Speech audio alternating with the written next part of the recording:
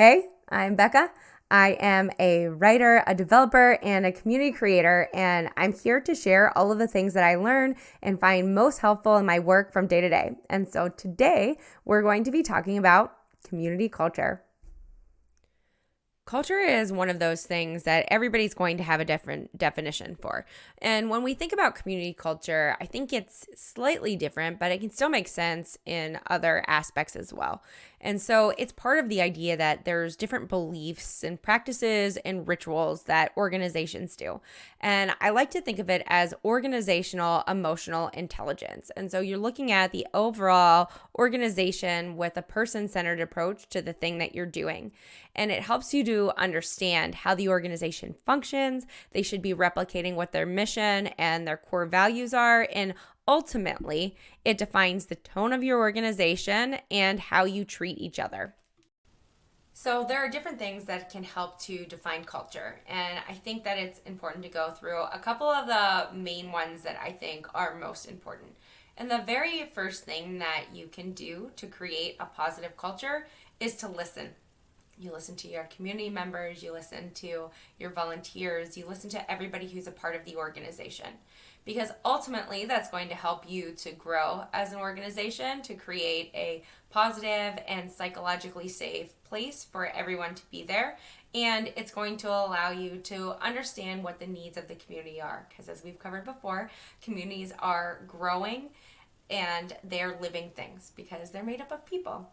And so we always want to make sure that we practice those skills of listening. And the second part of that is to create clear paths of communication. And I feel like I've said this before, and I'm going to say it again and again, but you always want to make sure that people have the opportunity to communicate with you. And so there's different ways to do that. And so one of those ways is through documentation.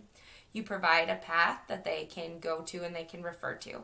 So can they go somewhere and find answers to questions? That should be one of the main priorities, because you can only scale so much when you don't have that clear path of communication for understanding a knowledge base or something like that. Of course, they can always come to you and they can ask you the questions, but if you're one person especially who is supporting a large community, then you're not going to be able to answer all of their questions all of the time as the larger the community gets.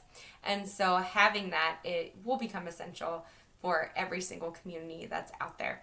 And so finding that space. But then also, if they can't find that space, or if the answer to the question is not in there, then what do they do? Okay, so they need to know who they should go to or where they should ask questions.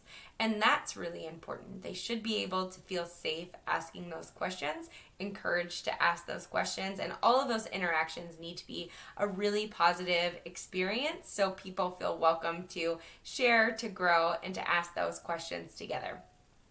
And as part of that, we always want to create an inclusive space for everyone. And this can get kind of tricky. But what I mean by inclusive space in this context is that we provide a space for everyone where they feel safe to learn and to grow together or fulfill the mission of the organization. And so, what is the organization's mission? That should be the number one question. And how can you create an inclusive space based on what that mission is? And so, for a lot of us, it might just be making sure that everybody feels safe to participate in ways that are meaningful to them.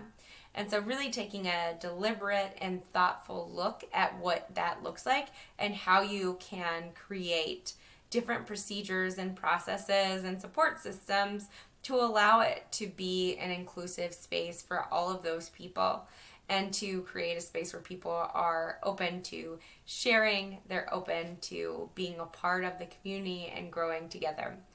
And then lastly, we want to make sure that we build in time for evaluation. Now, this is evaluation of the community, but it's also evaluation of all the community leaders as well.